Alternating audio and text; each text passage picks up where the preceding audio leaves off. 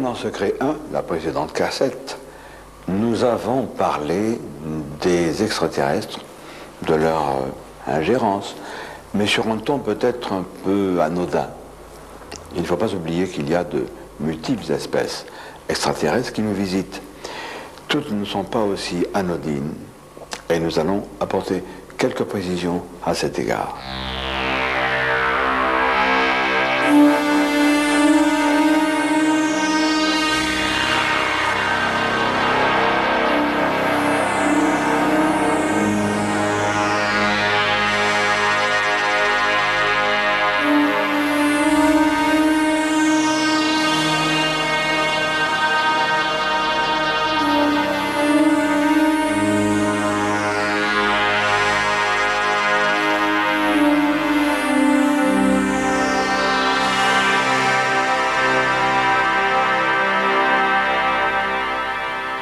Rendons-nous maintenant dans le Languedoc pour y rencontrer Marcel Pêche, qui est un ufologue averti, qui est l'un des tout premiers, de même que René Varino, à avoir rejoint les rangs de notre petit groupe de pointe œuvrant dans la recherche de la vérité sur les gris.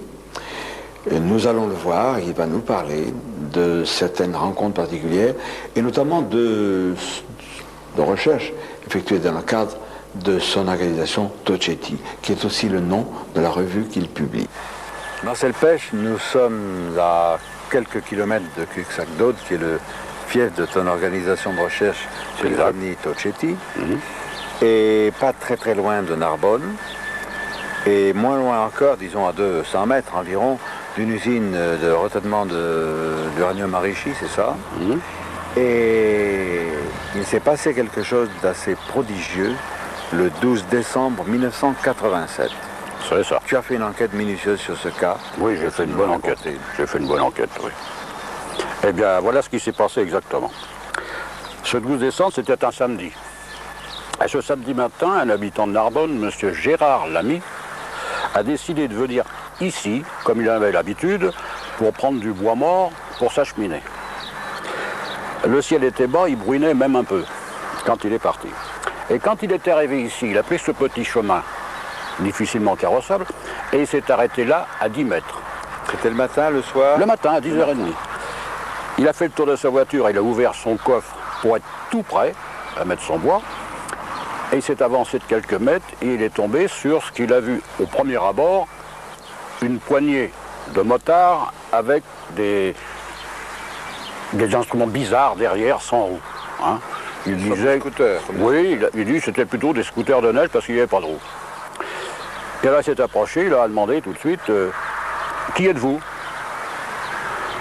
Et alors, il s'est aperçu que vraiment, ça n'était pas normal, les visages, les yeux très étirés, etc. Alors, il y avait d'abord deux personnages d'environ 1,60 m de hauteur, et à côté, trois petits d'1,20 m, dont un avait les cheveux blancs, comme un albinos, a dit M. Lamy. Et il a engagé la conversation. Il parlait le français. Oui. Et d'ailleurs, il a posé la question de savoir pourquoi il parlait français. Alors, il leur a demandé d'où venez-vous? Et alors, c'est une femme, d'après lui, qui lui a répondu d'une voix nasillarde, et avec un mauvais accent, planète Earth. Oui. Bon. C'est-à-dire qu'elle désignait en réalité la Terre. Voilà. C'était un mélange d'anglais et de français. C'est ça. Parce que Planet Earth, évidemment, ça veut dire la Terre. Voilà. Et un troisième personnage est sorti de ce buisson, est venu se joindre aux deux grands d'1,60 m. Et il paraissait mécontent de voir une conversation engagée. Et alors, quand M. Lamy a demandé à cette femme comment se fait-il que vous parliez français, elle a dit, mais nous enlevons des fois des Français et il y en a qui veulent demeurer avec nous. Et puis elle lui a dit, bon, nous allons partir. Alors voilà ce qui s'est passé exactement. La femme est montée à califourchon sur un engin. Les deux autres d'1,60 m, l'un derrière l'autre sur un deuxième. Le petit albinos à califourchon sur le troisième et les deux autres petits, l'un derrière l'autre sur le quatrième. Et Gérard Lamy a vu sans bruit se soulever les engins de 30 cm, virer sur eux, partir, et alors un bruit assourdissant lui a fait se boucher les oreilles et fermer les yeux, et quand il s'est revenu à lui, il n'y a plus personne. Voilà. Alors je l'ai rencontré, j'ai été le voir, on a discuté pendant 1 heure. Je l'ai questionné, c'est un homme très sympathique et sûr de lui. Et il avait bien vu ce qu'il a dit. Alors ce qui m'intriguait, c'était ces scooters. Il me l'avait dessiné. J'avais jamais connu ça en ufologie. Alors coup de téléphone sur coup de téléphone, et c'est M. Voirino, président de CO France à Marseille, qui m'a dit que 3 semaines avant ce 12 décembre, un monsieur à Penmirabeau avait vu dans le ciel 2 appareils qu'il avait dessinés pour M. Voirino, et c'était exactement les mêmes. Donc il y avait un recoupement. Concernant ces survols des sites nucléaires par des vaisseaux venus d'ailleurs, nous allons rencontrer notre ami Alain Martin, qui est un vieil ufologue lui aussi, tout à fait compétent, et qui a enquêté sur une centrale nucléaire la plus proche de Paris.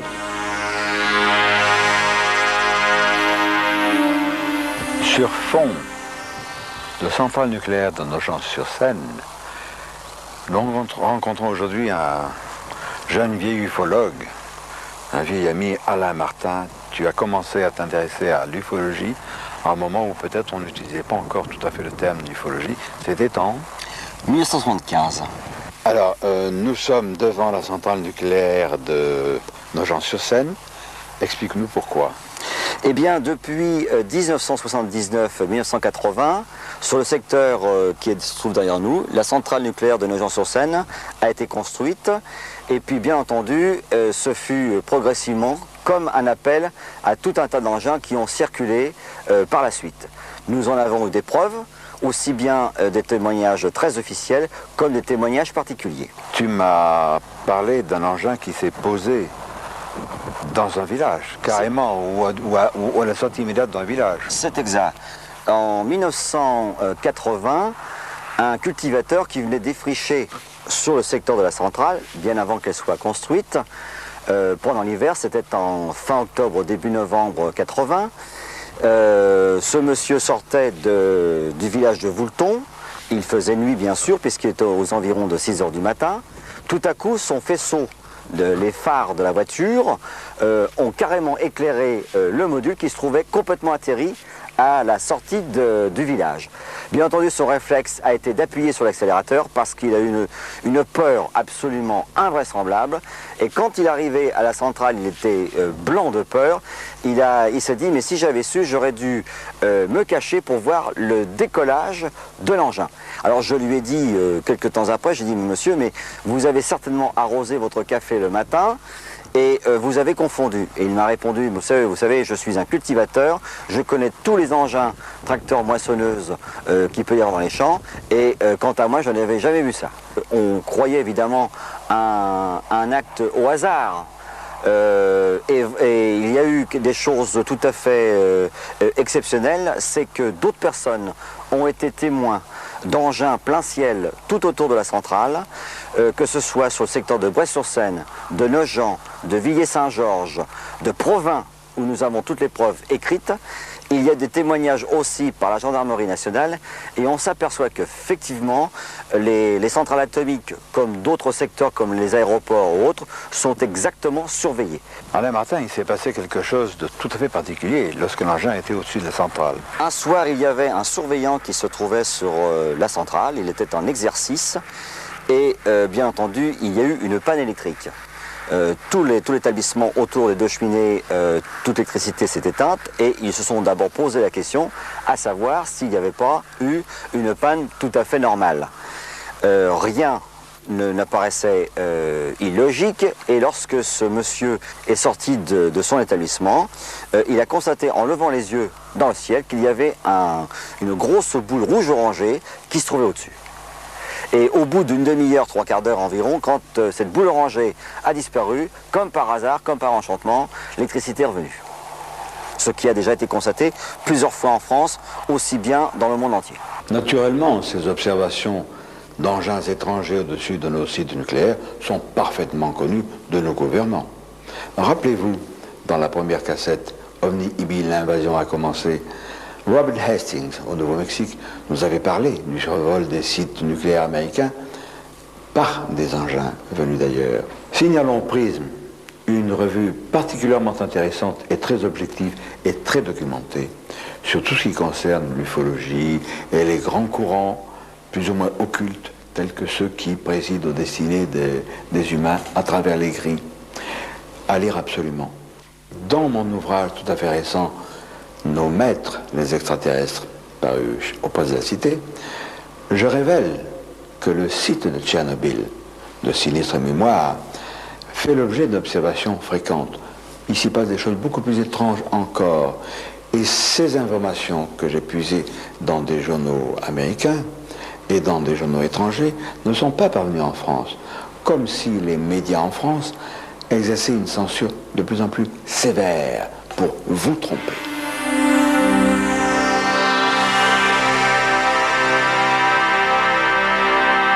À propos de la conjuration du silence des autorités sur toutes ces manifestations ovni, nous allons interroger Eddie Brown de Costune, qui est un de mes amis, qui va nous faire des révélations, et son propre témoignage concerne des consignes de silence.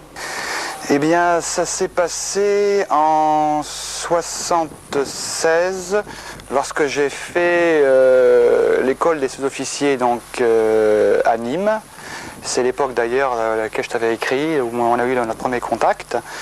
Et j'ai donc eu un témoignage personnellement indirect d'engins en manœuvre, c'est-à-dire que lorsque nous étions en manœuvre, j'étais donc un spécialiste radariste Hawk, donc dans les missiles anti-aériens, et donc étant de permanence à la console, donc devant l'écran de spot radar, j'ai déjà vu une tache traverser un écran donc, qui fait environ 240 km de diamètre, enfin, d'un bord à l'autre de l'écran. Et cet objet a traversé, cette tache lumineuse a traversé l'écran en à peu près 3-4 secondes, ce qui est quand même une vitesse phénoménale. Et de plus, en rentrant de manœuvre, j'ai un ami qui lui était donc à l'école dans les chars bitubes de Tran, qui sont donc aussi des chars anti-aériens, qui est venu me voir, sachant que je m'intéressais au phénomène OVNI, en me racontant que lorsqu'ils étaient à un bivouac donc, de soir, ils campaient au-dessous d'une colline, et sur cette colline, tous ces chars bitubes étaient rangés donc, comme à la parade. Et à ce moment-là, un engin est arrivé au-dessus de ces chars et a éclairé tous les chars simultanément par des faisceaux. Par des faisceaux. Et donc cet ami est venu me revoir en me disant justement, toi qui t'intéresses au phénomène, tu aurais été enthousiasmé pour voir ça. Mais il m'a aussi dit donc qu'ils avaient reçu l'ordre, bien évidemment, à l'époque, de leur lieutenant de batterie, plus ensuite du chef de corps, de taire les événements de façon à ce que cela reste secret. Et comme évidemment tous ces jeunes étaient tous des élèves sous-officiers, donc des élèves engagés, bon, ben, le silence est resté dessus jusqu'à maintenant. Silence, mais aussi désinformation. Il y a un très bon exemple, celui de l'affaire Sergi Pontoise, survenue le 26 novembre 1979, qui a fait le tour du monde. J'ai enquêté sur cette affaire, j'en parle, je donne des précisions nouvelles dans Nos maîtres les extraterrestres. 26 novembre 1979, 4h30 du matin, 3 jeunes gens qui vendent des frusques, c'est leur thème, sur les marchés, embarquent la marchandise dans leur voiture et ils aperçoivent un objet bizarre dans le ciel pendant que Franck est aux commandes de la voiture, au volant de la voiture. Eux sont dans l'appartement et ils s'apprêtent à descendre des vêtements. Et ils voient cette chose lumineuse envelopper la voiture comme une boule. Alors ils sont inquiets, ils se précipitent, ils arrivent sur la voiture. Au moment où la boule se résorbe dans un cylindre lumineux qui s'en va rapidement. Et plus de Franck. Leur copain Franck qui était au volant a disparu.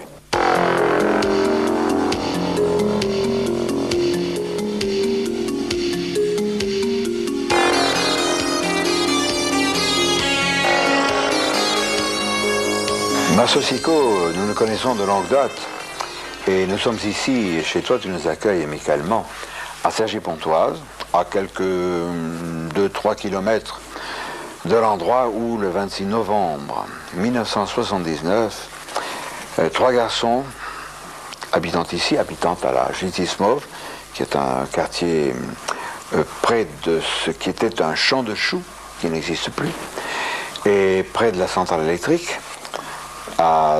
C'était à quelle heure le matin? 2h30 du matin, 4h du matin? 4h, 4h30 du matin. 4h, 4h30 du matin. Ouais.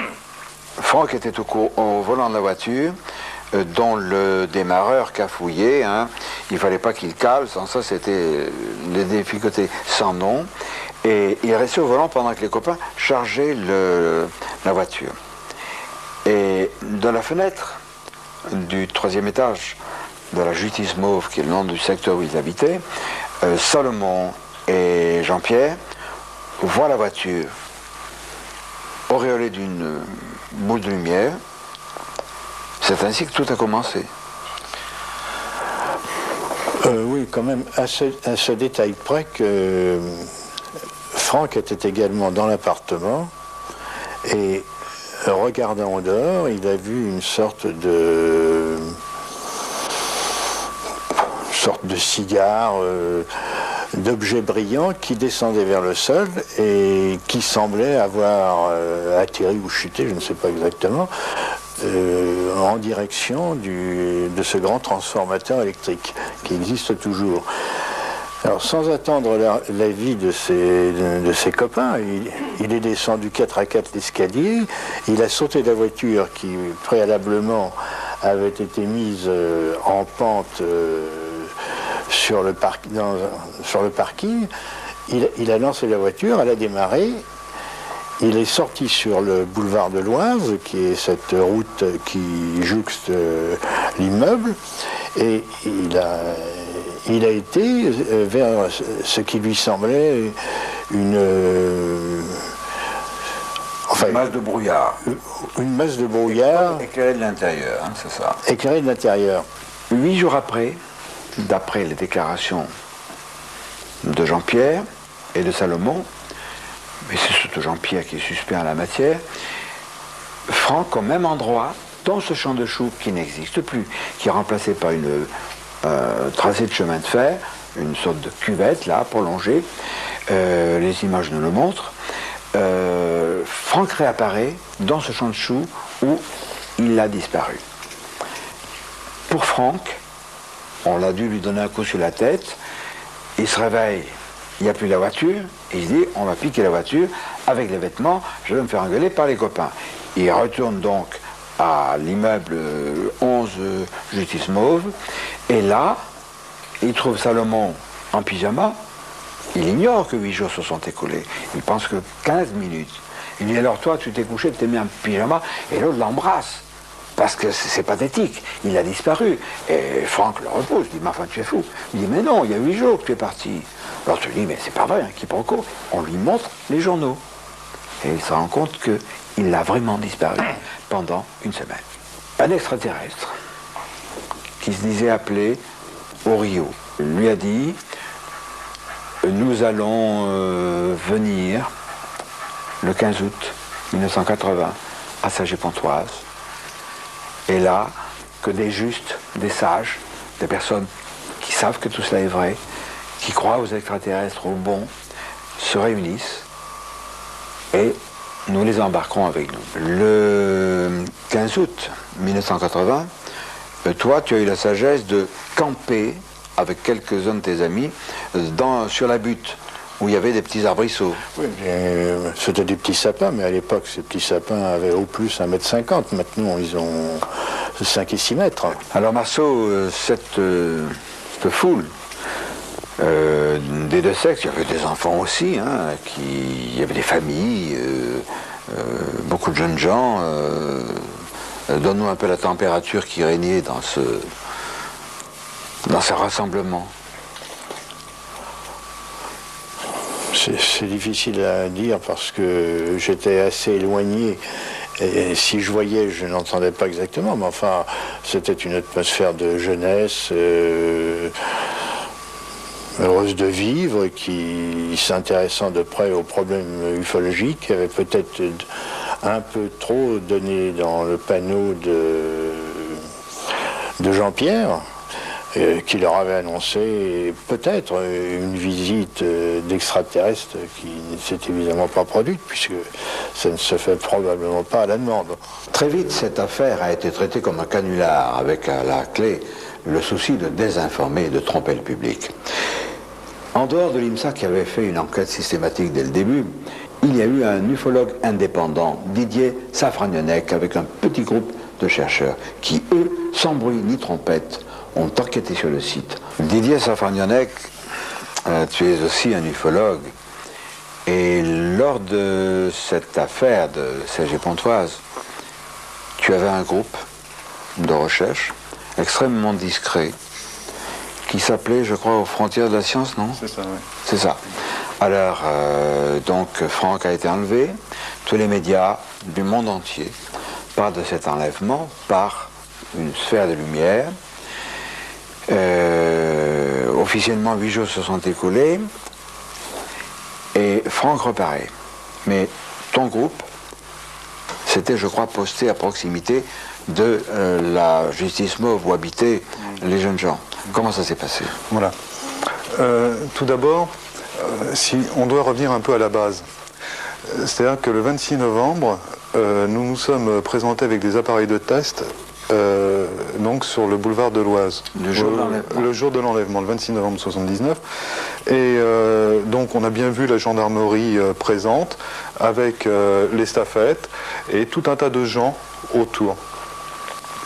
Quand les gendarmes sont partis faire leur rapport, après avoir été ramassé différents témoignages autour d'eux, nous, on s'est présenté juste à côté du véhicule, on a enlevé notre compteur Geiger, et là, on a commencé à faire des tests qui nous ont quand même étonnés. J'explique pourquoi. Les premiers tests indiquaient au centre de la voiture une radioactivité de 120 milliroentgens/heure. C'est tout à fait... Des garçons. Bien sûr. La voiture où a disparu Franck.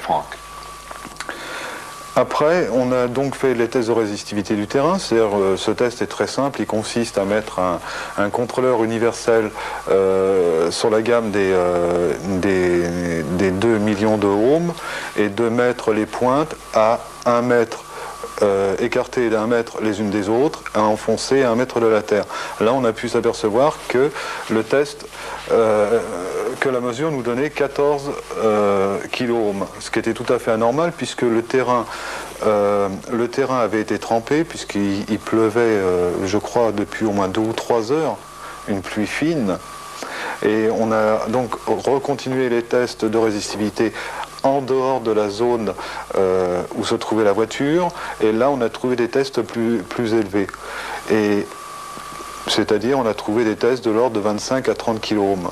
Donc le terrain était beaucoup plus trempé. C'était peut-être parce que la voiture était présente que le sol était chauffé, puisqu'on a pu déterminer une température de 35 degrés centigrades à 1 mètre sous le sol avec une sonde.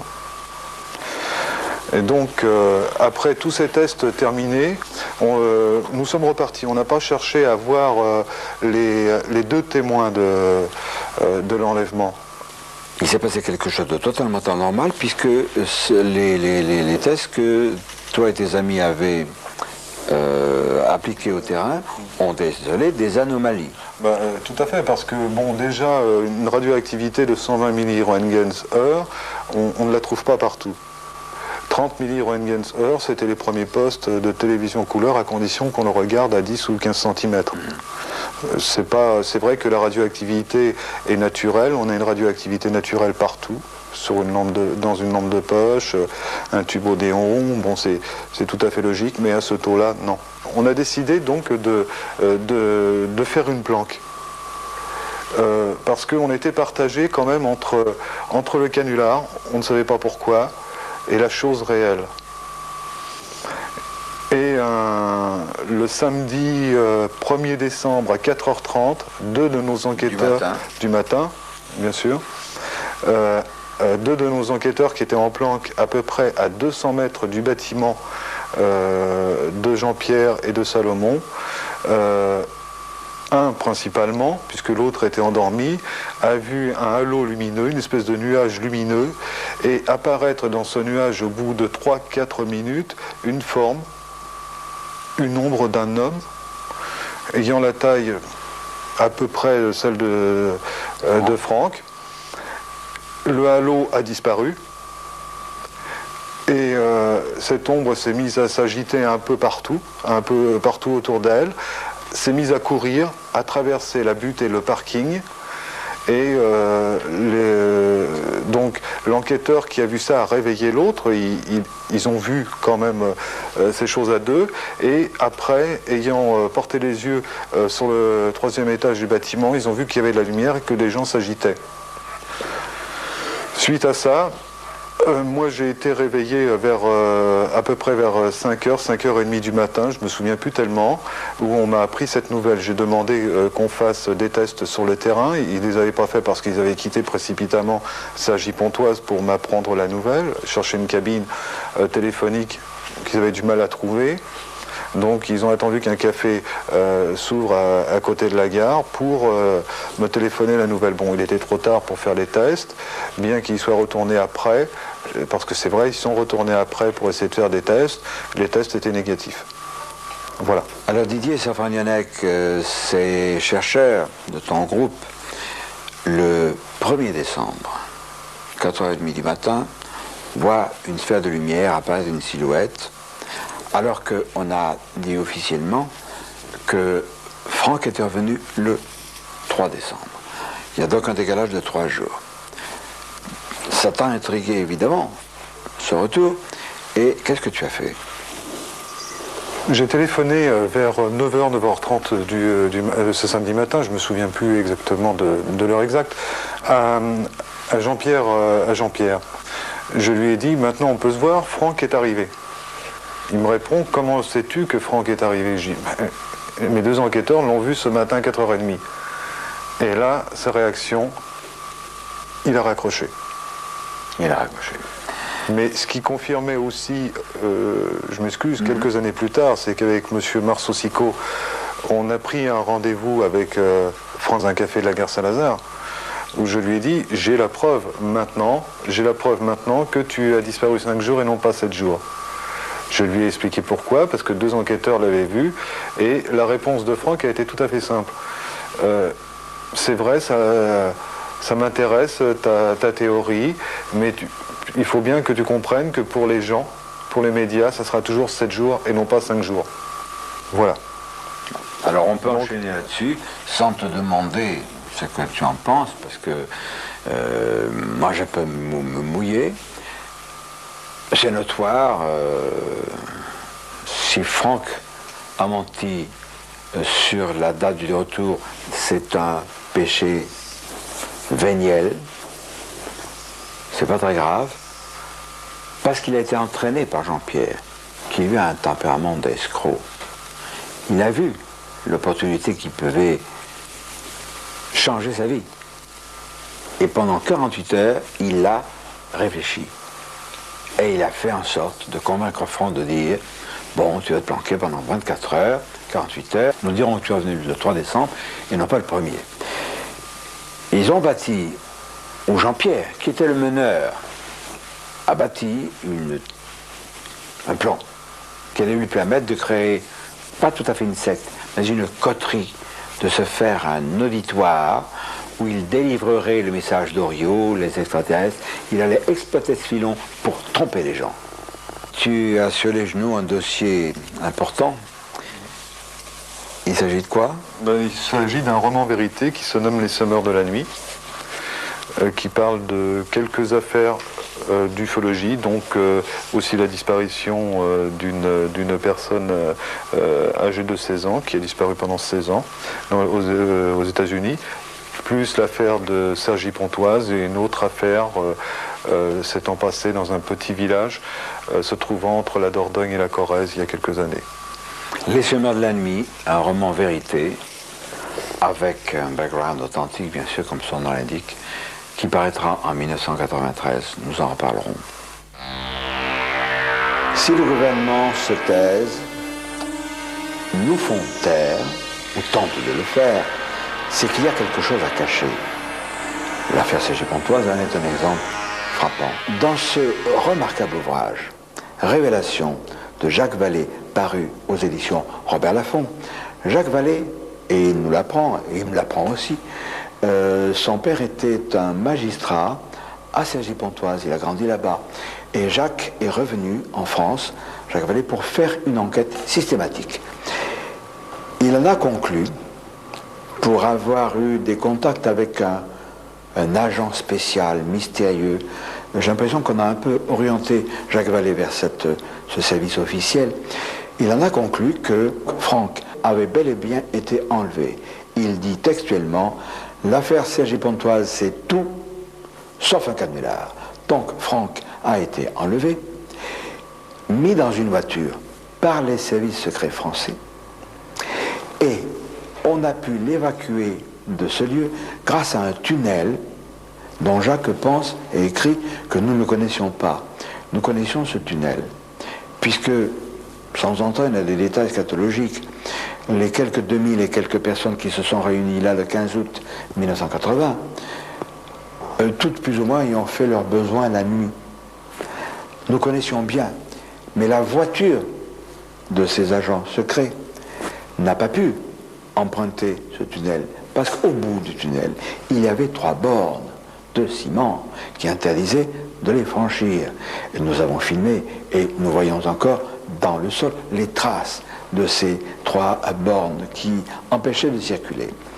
Donc, les autorités, par n'importe quel mensonge et avec n'importe quelle énergie, continuent de s'efforcer de nous tromper.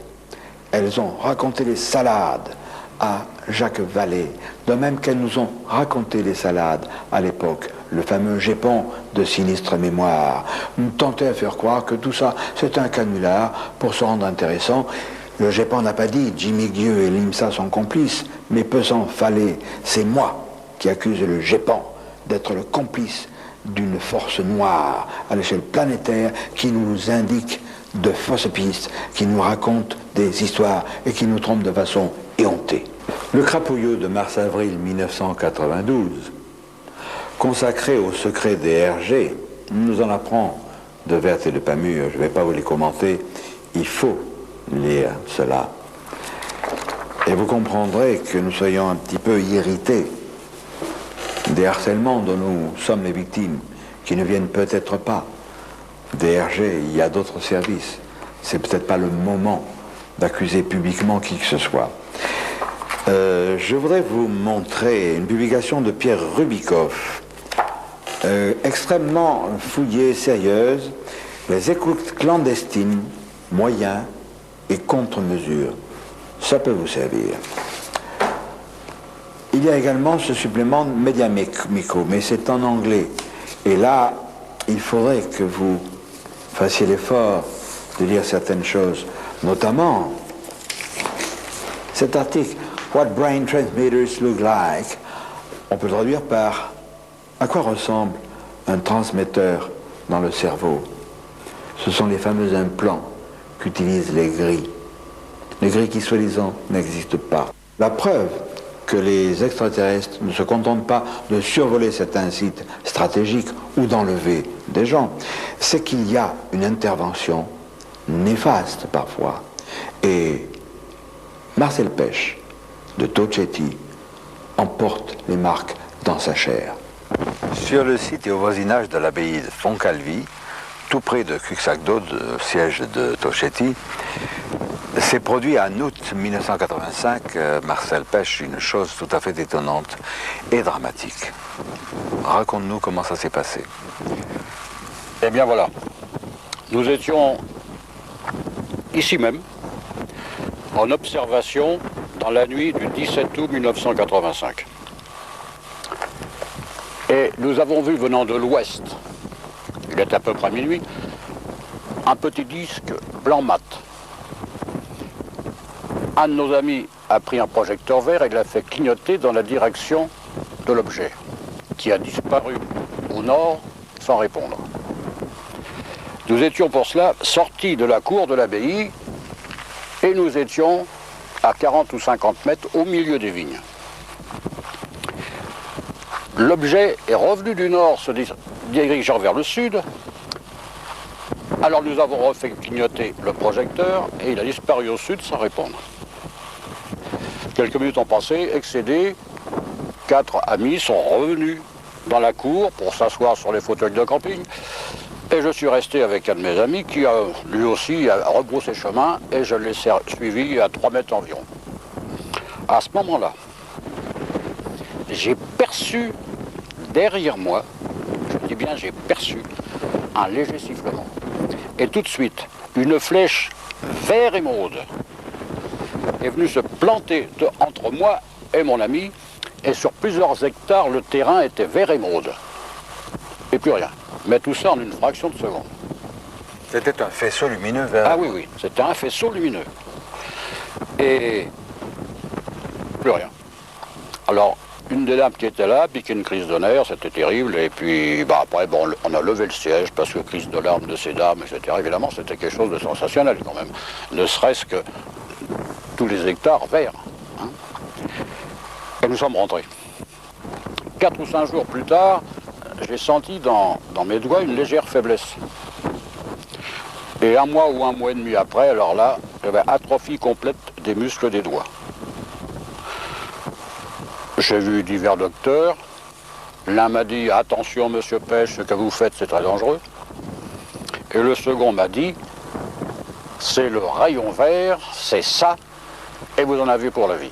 Je suis passé au CHU de Montpellier, scanner, etc., examen, et on n'a rien trouvé. Ensuite, j'ai vu ma main se déformer, mais ça ne s'accentue pas. Hein. Alors, ce qui est désagréable, c'est que je suis droitier à 100%, et que j'ai plus que ma main gauche, sauf l'été, où je peux écrire d'une façon lisible, parce qu'il faut 24 degrés à ma main pour qu'elle puisse écrire. Alors l'hiver, c'est terminé, je ne peux pas écrire. Hein. Heureusement que... Ce qui est curieux, Marcel, excuse-moi de t'interrompre, c'est que il s'est produit sur ton bras gauche autre chose plus tard. Oui. Comment ça s'est déroulé? 6 mois après cette aventure du rayon vert, un matin à 8 h, mon bras gauche est tombé subitement. Alors là, j'ai eu 2 secondes de panique. Hein. J'ai dit plus de main droite, plus de bras gauche. Enfin, j'ai appelé le docteur. Il est venu, il m'a fait une piqûre et mon bras gauche a refonctionné 3 ou 4 minutes après et il fonctionne toujours depuis. Et j'ai fait une enquête à la suite de cela et j'ai appris qu'en Amérique du Sud, le professeur Felice Macado avait cherché pendant 2-3 ans sur ce fameux rayon vert. Et il concluait en disant, si on est touché en plein corps, on meurt dans les 2 mois de leucémie. Maintenant, s'il n'effleure que les membres, il brûle les tissus. Mais dans tous les cas, dans les 6 mois, on a une crise d'hémiplégie. Or, cette crise d'hémiplégie que j'ai eue au bras gauche, s'est passée 6 mois plus tard, moins 1 jour. Les extraterrestres ne sont pas tous des anges. Mais cette action sur Marcel Pêche, une action isolée, mais attention, il existe des sortes de réseaux visant à nuire, non pas à un individu, mais à des groupes d'individus. Un exemple, avec un garçon auquel il est arrivé une histoire extrêmement inquiétante. Et je ne veux pas déflorer le sujet. Ce qu'il dit est tellement alarmant et tellement dangereux pour lui que nous avons dû, comme ce savant que nous avions interrogé dans la première cassette Omnibi, l'invasion a commencé, nous avons été obligés de cacher son visage et de faire subir à sa voix une triple distorsion électronique. Voici donc ce cas étrange que nous conclurons avec certaines réserves. Disons que j'avais aussi un don de médium naturel, donc j'ai été sélectionné dans une société d'informatique à 16 ans et demi pour soi-disant donc mes capacités intellectuelles, mais il s'est avéré après que mes dons de médium étaient aussi importants, si ce n'est plus. Et quel genre de travail vous a-t-on confié dans cette firme d'électronique, d'informatique? D'informatique, et on dessinait des cartes informatiques, à l'époque très simplistes au départ. C'était dans les années 70? 76. Ça a commencé fin 75 et tout a démarré vraiment début 76. Et puis, bon, on était 8 jeunes exactement identiques à travailler sur un projet, chapeautés par 2 autres personnes qui avaient entre 25 et 30 ans. L'une d'elles était un biologiste. Donc à l'époque, l'électronique et la biologie, c'était pas trop rapproché. On a commencé à nous demander de passer des visites médicales assez régulières. Bon, jusqu'à là, rien d'anormal. Mais ensuite, bon, ces visites, ça a été des prélèvements sanguins, puis des prélèvements de moelle épinière, ce qui m'a paru vraiment bizarre, parce que bon, on prélevait de la moelle épinière pour... Et puis, bon, après, on nous a demandé des prélèvements de spermatozoïdes. Et puis, on nous a demandé de faire un stage aux États-Unis, donc près de New York. On est parti 3 semaines là-bas. Et là, on s'est retrouvés confinés dans une sorte de petite zone industrielle. Et puis, il y a eu une perte de temps pour les 8 personnes.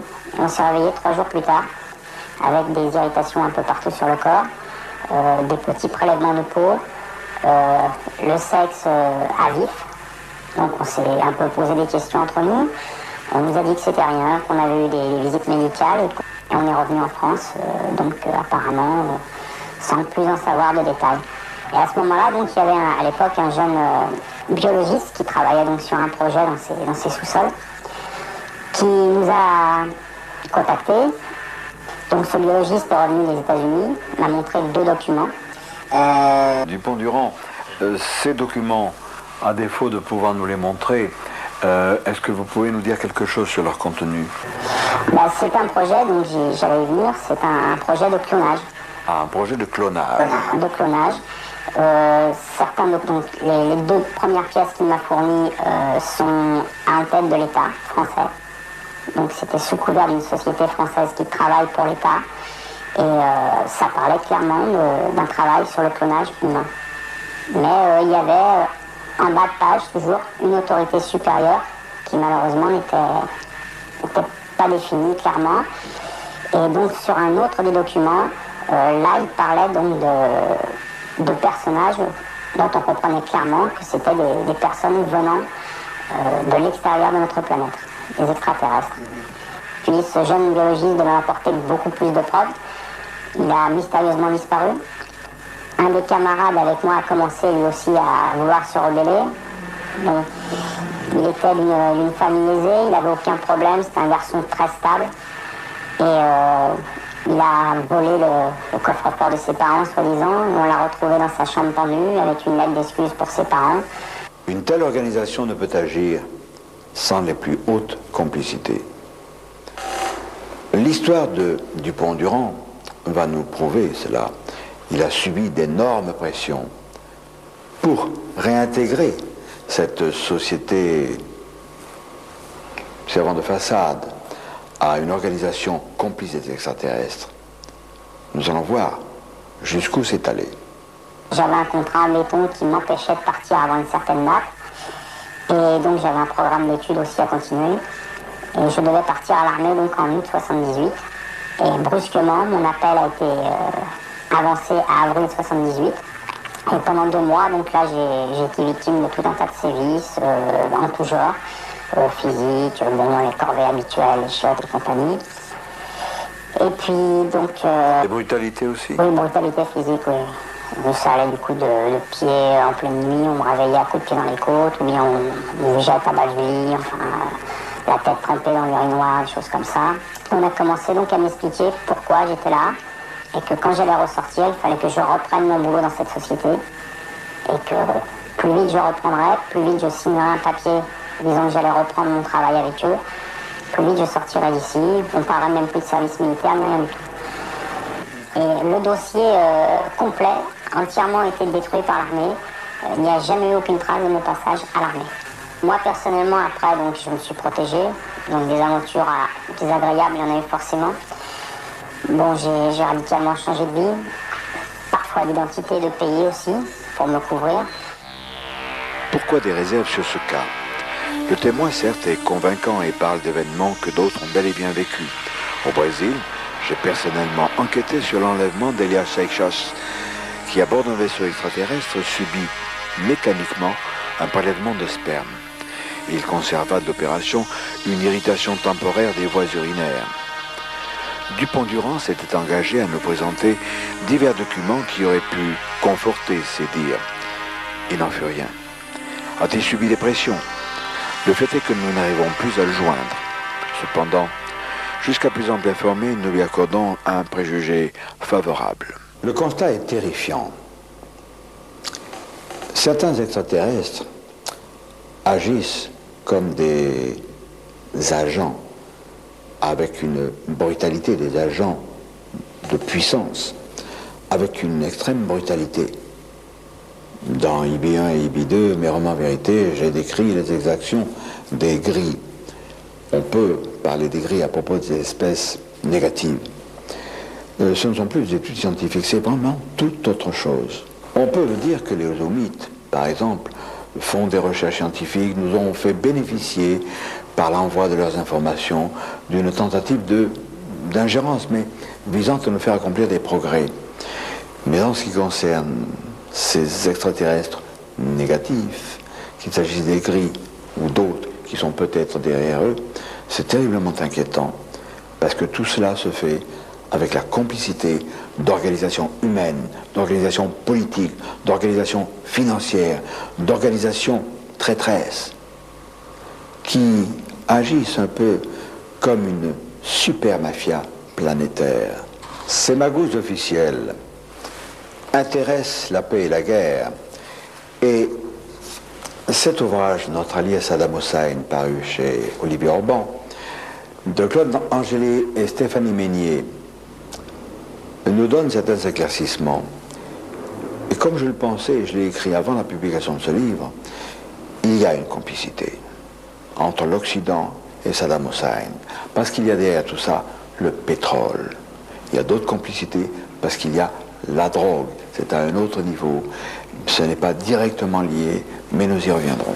Bernard Arambert, La guerre économique mondiale, également chez Olivier Orban, car ces organismes officiels, tels que la trilatérale, alors, schématiquement, ça veut dire trois, bien sûr, l'Amérique du Nord, principalement les États-Unis, l'Europe et le Japon, sont une sorte d'hydre à trois têtes, dont les tentacules englobent le monde, notre planète, pour y exercer ces pressions, ces contrôles.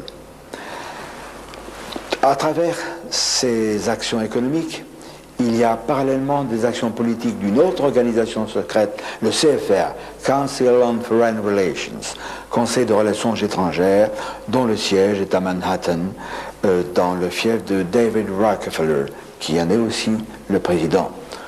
Une organisation à laquelle appartenait bien sûr George Bush. Il y a également le groupe de Bilderberg. Bilderberg, cela vient du nom de l'hôtel Bilderberg, qui est dans une ville de Hollande, qui a vu se réunir des hommes de divers horizons, peu après la fin de la guerre, et qui ont monté une véritable organisation secrète, qui interfère parfaitement en toute amitié avec la trilatérale et avec le groupe CFR, toujours pour nous opprimer. Nous ne l'aurons pas. Moi, je crois avoir fait mes preuves depuis 40 ans que j'écris des romans de science-fiction où j'ai toujours montré mon amour pour l'Amérique. Quand j'ai posé le pied pour la première fois à New York, j'avais les larmes aux yeux, parce que c'était mon pays de cœur, pour lequel, et pour la France aussi, je m'étais battu pendant la guerre, pendant la résistance, et ensuite dans les commandos. Donc, on ne pourra pas me traiter d'être anti-américain, non. Mais il faut que le peuple américain sache qu'il est lui aussi trompé, qu'il est lui aussi entraîné vers un chaos. Nous allons y revenir. L'un de ces chaos, voici un dossier de Claudia Pacheco, la multinationale américaine des drogues. Là aussi c'est terrifiant. La drogue sert à financer certaines choses. Je l'ai dit dans IB1, les terriers des gris, mais autre chose également. En matière de scandales politico-financiers, Jean Ziegler, avec la Suisse Lave Plus Blanc, dénonce courageusement les méfaits des marchands de mort inféodés à la drogue. Nous avons chez nous la République corrompue d'Yves Chalier, chez Robert Laffont, bien sûr. Au Québec, chez Louis Courteau, la dernière valse des tyrans, la prophétie. Ces gouvernements secrets, car la trilatérale, le Bilderberg, le CFR, sont des façades d'un gouvernement secret, hégémonique au niveau de la planète. Et je suis persuadé que derrière eux, sous eux, il y a le Majesty 12, le Majestic numéro 12, le sinistre MJ12, qui lui est le tyran. Alors, nous avons consulté un politologue français, Pierre Faillant de Villemarais, qui lui n'est pas du tout ufologue, qui n'est pas du tout spécialiste des grilles, des extraterrestres, etc. Mais il va nous parler de ces organisations négatives qui nous ont amenés à Maastricht. Pierre de Villemarais, vous êtes écrivain, vous avez publié 18 ouvrages, voici celui-ci sur le sinistre GRU en 88, et celui-ci beaucoup plus récent, chez Stock, chez le même éditeur, Coup d'État de Markus Wolf, la guerre des deux Allemagnes, 45-91. Vous publiez aussi depuis plus de 20 ans cette lettre d'information du Centre européen d'information. Alors, notre propos aujourd'hui est d'introduire quelques notions précises sur le gouvernement secret. J'ai étudié d'abord toutes les affaires de l'international communiste et soviétique pendant des années, et un jour je me suis rendu compte que ce n'était pas suffisant comme explication, une soi-disant confrontation entre deux mondes, et puis en même temps, tout à coup, des choses bizarres se passant en coulisses, et comme s'il y avait une sorte de compromis ou tacite ou organisé entre l'Est et l'Ouest par-dessus nos têtes. Donc je me suis mis à étudier aussi les coulisses du monde occidental. Et alors j'ai découvert ceci grâce à des amis aussi bien anglais qu'américains d'ailleurs, qu'il existait bien avant la trilatérale et Bilderberg des sociétés qui sont nées au début du siècle, à la fin du dernier siècle et au début du siècle, tout à fait, je dirais, occultes en ce sens que on n'y pénétrait pas. N'importe qui n'y allait pas, il fallait être recruté par un ou deux, coopté, et des petits cercles d'abord. Pour résumer cet historique de ce que j'ai découvert sur document, qui existe et que d'autres ont eu après moi ou avec moi et ont publié, mais très partiellement, moi j'ai toute une bibliothèque là-dessus, qu'en gros il s'est passé ceci. Avant la guerre, donc la dernière guerre mondiale, la deuxième guerre mondiale, et entre 1884 et la guerre de 14 et celle de 39-40, des groupes se sont formés comme des petites bulles, des groupes d'initiés, mais tout est parti d'Angleterre et presque immédiatement après des États-Unis. C'est-à-dire, sur le thème suivant, nous qui sommes des professeurs d'université, des intellectuels, en Angleterre, il y avait par exemple Bernard Shaw. Il y avait la fille de Marx, une des filles de Marx, Eleanor Marx. Et je dis Eleanor Marx parce que c'est quelque chose qui devrait être connu de tous les historiens, qu'après avoir fondé une société d'une quinzaine ou une vingtaine de professeurs universitaires et intellectuels à Londres, ils ont envoyé en mission Eleanor Marx aux États-Unis pour créer un même groupe avec l'idée suivante. L'ère moderne exige que dans les universités, nous qui sommes professeurs intellectuels, nous avons la parole, nous formons des gens. Eh bien, nous allons les former à notre programme de réorganisation du monde. Et au lieu de faire la révolution par la rue, qui se termine toujours tragiquement et qui peut nous échapper, nous allons faire la révolution par en haut, c'est-à-dire par les élites. Dans nos universités, nous allons non seulement recruter des professeurs qui vont adopter nos idées, enfin on va les recruter, c'est pas à condition qu'ils adoptent nos idées, et ensuite ces professeurs vont former des élèves. Alors il faut voir qu'il y a eu un siècle de travail comme ça. La société de Londres s'appelait la Société Fabienne, britannique, et ne recrutait que petit à petit, sans hâte, parce que c'est ça la différence avec les partis, les mouvements politiques. Il y a toujours l'objectif immédiat, le pouvoir tout de suite, par les élections. Eux, c'était pas ça. C'était le pouvoir dans l'ombre. Comme conseillers, ne cherchons jamais les premières places, mais soyons toujours là, indispensable parce que nous sommes savants, parce que nous sommes professeurs universitaires spécialisés dans tel et tel domaine. La même chose aux États-Unis. Et c'est de là que sont nés, en gros, la synarchie, ce qu'on a appelé la synarchie à Vienne, qui a essaimé sur toute l'Europe, puisque c'est en 22 dont je parle pour l'Europe. Or, il ne faut pas oublier qu'autour de Hitler, il y avait des gens affiliés à la synarchie, des gens connus, Otto Abetz, Ernst Sackenbach, de la grande banque qui était dans les grandes banques avec Hermann Haps, qui d'ailleurs ont protégé et récupéré et protégé des banques juives, comme la banque Warburg dont on parle quelquefois. Il y a eu un livre assez connu là-dessus. Un feuilleton. Et un feuilleton à la télévision, mais on oublie de dire tous ces liens secrets qui existaient entre ces gens. Au début, ça paraissait une fantaisie, ce gouvernement occulte, derrière n'importe quel gouvernement. Mais si, les synarques avaient envoyé des gens à Londres, des gens à Alger, et il y avait des gens à Vichy, et chacun a dédouané les autres après la libération, quoi qu'ils aient fait, et pendant longtemps. Les Anglais et les Américains surveillaient ça de leur côté, et s'occupaient, eux, de détruire l'ordre établi. Alors, il y avait un empire, parce que c'est là où il faut voir l'évolution de ces sociétés occultes.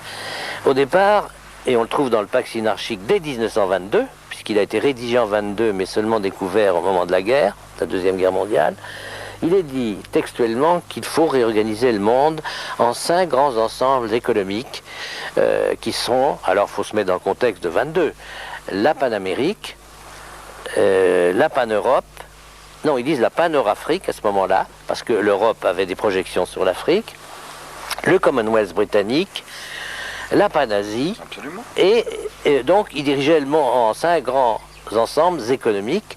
Alors arrive la guerre, donc ils ont été obligés de réviser au fur et à mesure des bouleversements de 45, 44, 45, un peu leur ordre. C'est-à-dire qu'ils se sont dit, il vaut mieux carrément faire sauter le Commonwealth, qui était intégré complètement à la couronne, mais à condition que l'Empire français, on dit les Anglais, parce qu'il y a beau avoir des coteries, il y a des rivalités à l'intérieur de ces coteries semi-occultes, il faut détruire l'Empire français. Les Américains étaient d'accord, d'autant plus que les gens de l'OSS devenus CIA, je ne dis pas tous, il y avait des initiés dans tous ces mouvements. Bien sûr qu'on ne peut pas cataloguer tout un mouvement en bloc, c'est le tort quelquefois de certains de nos amis, c'est de vouloir que tout passe par le trou de serrure, puisqu'un tel est du club, donc c'est un salaud. Non, il faut voir ce qu'il fait, ce qu'il dit, parce qu'il y a des gens qui entrent dans ces clubs par opportunisme politique, par carriérisme, mais il ne faut pas se faire d'illusions. Tous ne sont pas des initiés. Je donne un exemple. Mon beau-père connaissait bien Pinet, le président Pinet, et un jour il lui dit: qu'est-ce que vous allez faire dans cette société qui s'appelle Bilderberg? Bon, on va en parler, je vais expliquer ce que c'est que Bilderberg après. Mais Pinet lui répond: vous savez, on rencontre des gens intéressants dans ce club. C'était aux années 50, ça, hein, après la fondation de Bilderberg qui date de 1954. Moi je trouve qu'on a des réunions dans un pays puis un autre, ça me fait voir du pays, et pendant que ces gens-là, ils m'embêtent avec leurs discours, parlent de refaire le monde, moi je m'en vais faire du footing. Alors mon beau-père lui avait dit: président Pinet, vous servez de caution à des gens qui dans votre dos, eux, travaillent. Car déjà, j'ai des textes qui datent de 1932 de ces milieux-là, des textes internes, où on parle du nouvel ordre mondial sans arrêt. Donc c'est pas une découverte que le président Bush l'ait dit après la guerre du Golfe. C'est simplement une confirmation. Parce qu'on ne nous fera pas croire que ces gens-là ont toujours le même langage à travers un siècle, sans qu'il y ait une doctrine à la base. Il y a un fil conducteur.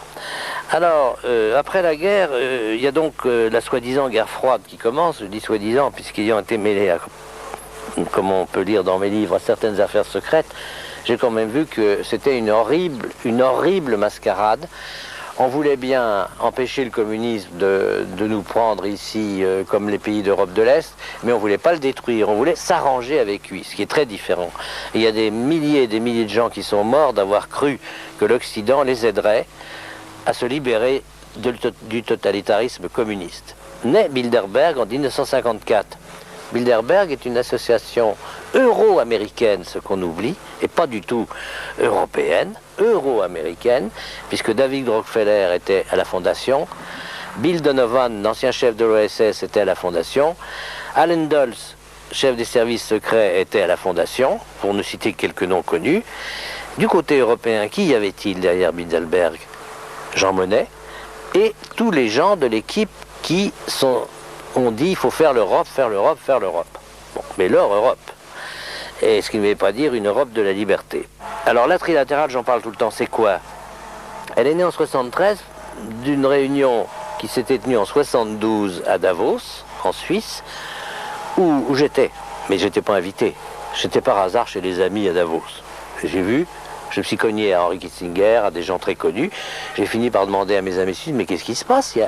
J'ai vu des soviétiques, j'ai dit, qu'est-ce qui se passe? 73, hein? Attention, il n'y avait pas encore l'écroulement du mur. Et ils me disent, ah, mais il y a une réunion bizarre, la police est sur les dents, il ne faut surtout pas qu'on sache qui est là, c'est interdit de prendre des notes, de prendre des photos. Bon, j'ai quand même eu par mes amis suisses beaucoup de choses, et même eu la sténographie de leurs débats internes. Ce qui m'a beaucoup éclairé en 72, parce qu'ils annonçaient qu'ils allaient créer l'année d'après un organisme, ils n'avaient pas dit lequel.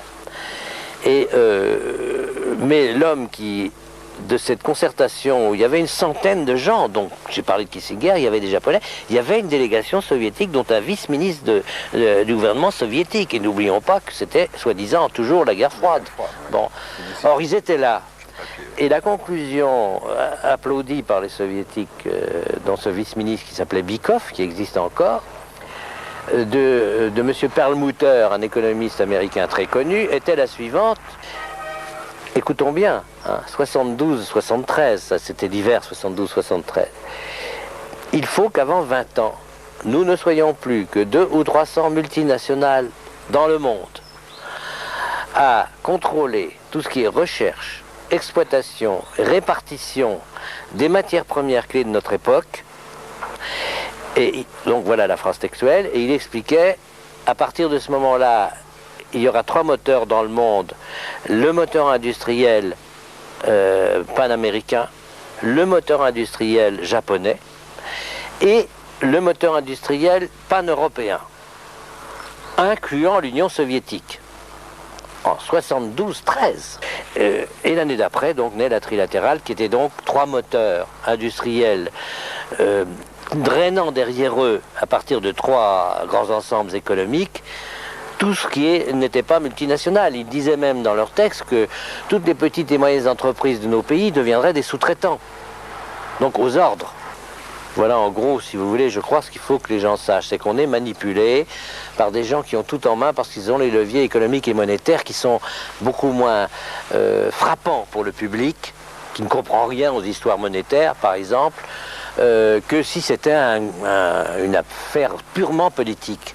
Non, c'est technocratique, c'est monétaire, c'est financier, c'est la grande coulisse mondiale. Et d'ailleurs, à mon avis, même si ces gens sont très puissants, ils échoueront. On n'est pas impuissant parce que plus on répète, plus on les dénude en public. Le roi est nu, on connaît l'expression. Plus ils sont gênés parce que il y a eu une époque, il y a 20 ou 30 ans, où c'était un peu trop tôt, quelques confrères et moi, où on parlait de ça. C'était trop tôt, les gens n'étaient pas mûrs, prêts. Maintenant, tout le monde sent qu'il y a quelque part ce que j'appellerais vulgairement un truc. Ce qui explique que les Français, qu'on croyait endormis, se réveillent tout d'un coup quand il y a une discussion autour d'une chose comme Maastricht, parce qu'ils sentent instinctivement qu'il y a quelque chose qui est truqué dans la coulisse. Ils voudraient savoir. Les dés sont pipés. Voilà, ils savent que les dés sont pipés. Pierre de Villemaré, je l'ai dit et je le répète, n'est pas un ufologue. Il n'est pas du tout spécialiste de ces problèmes. Mais ce qui est terrifiant et inquiétant, c'est que ces conclusions rejoignent les nôtres. Cette ingérence étrangère est liée aux extraterrestres. Et cette ingérence n'est pas une abstraction. On nous a, au cours du mois de septembre et dans les mois qui ont précédé, raconté quantité de choses. Il faut voter pour Maastricht, il faut unir l'Europe, etc. Je suis bien d'accord, je suis tout à fait d'accord et je me répète, je me cite, mais c'est vrai, depuis 40 ans que j'écris des bouquins de science-fiction, dès la première décennie, j'ai toujours prôné les États-Unis d'Europe et ceux du monde, mais pas à travers la mainmise de la trilatérale, du CFR. Non, pas ça, autre chose. Alors Maastricht, ça nous a amené à la victoire du oui. Peu s'en fallait. Et je pense que un jour, on apprendra ce qu'un anonyme, qui semble beaucoup moins bien renseigné, nous a dit au téléphone, à savoir qu'il y aura un jour des surprises, et sur les pourcentages du oui, et sur le pourcentage du non. Et si vous me permettez une remarque un peu cavalière, un peu leste, on s'est fait couillonner à Maastricht. Mais ce n'est pas ceux qui manifestent, les paysans et autres, qui prétendront le contraire. Alors savoir que indirectement ou directement, les extraterrestres négatifs, les gris par exemple, ou ceux qui sont derrière, que nous ne connaissons pas encore, sont mêlés à tout cela, tirent les ficelles, c'est vraiment inquiétant. Vous n'êtes pas sans savoir, comme nous, que le GEPON de Sinistre Mémoire avait son siège au CNES, Centre National d'Études Spatiales à Toulouse. Il a été remplacé par le CEPRA, qui est la même organisation, dont le but n'est pas de faire la lumière sur les ovnis, on le sait très bien, mais de l'évacuer sous le couvert de canulars, etc. Et alors, le CEPRA, tout comme le GEPAN, vous n'êtes pas sans savoir, ou alors je vous le rappelle, qu'il a son siège à Toulouse, que le PDG du CNES, Centre National d'Études Spatiales, c'était M. Hubert Curien, notre actuel ministre de la Recherche scientifique, qui fait partie de la trilatérale. Voici une publication d'Henri Coston, c'est pas moi qui l'ai écrite. Voici, noir sur blanc, le meeting de la trilatérale qui a eu lieu à Paris en 1989. Il y avait un certain nombre de personnalités. Claude Imbert, un journaliste très important, qui contrôle Le Point, qui a travaillé dans Paris Match, qui a travaillé à AFP. Donc, quand on tient les médias, c'est déjà quelque chose de colossal. Si le ministre de la Recherche scientifique, M. Hubert Curien, qui contrôle le CNES, et les organismes qui sont censés faire la lumière sur les ovnis, appartient à la trilatérale, mais voyons-nous, nous sommes dans une nasse. C'est terrifiant. C'est pas moi qui le dis, c'est pas moi qui l'écris, ça n'est pas de la science-fiction. On pourrait dire de la science-affliction peut-être. Mais ça, ne l'oubliez jamais. Dans tous les rouages des nations, des ministères, des médias, des moyens publics, etc., il y a des gens de la trilatérale, du CFR, des Bilderberg. Ces gens-là nous oppressent. Et pour ceux qui douteraient encore, Claude Imbert, dans son propre éditorial du Point, confirme l'existence du sinistre groupe Bilderberg. Alors c'est pas parce que nous sommes menacés, c'est pas parce que l'étau tente à se resserrer, ce n'est pas parce que nous sommes des vermisseaux comparés à ces monstres d'autorité que sont ces super mafias qu'il faut se taire et se cacher la tête dans le sable. Je crois qu'il faut avertir les gens. Il faut leur dire, attention, soyez vigilants, ne croyez jamais les négations officielles. Tout cela n'est que mensonge. Nous en apporterons un jour la preuve. Et alors, ce jour-là, il y aura des pleurs et des grincements de dents.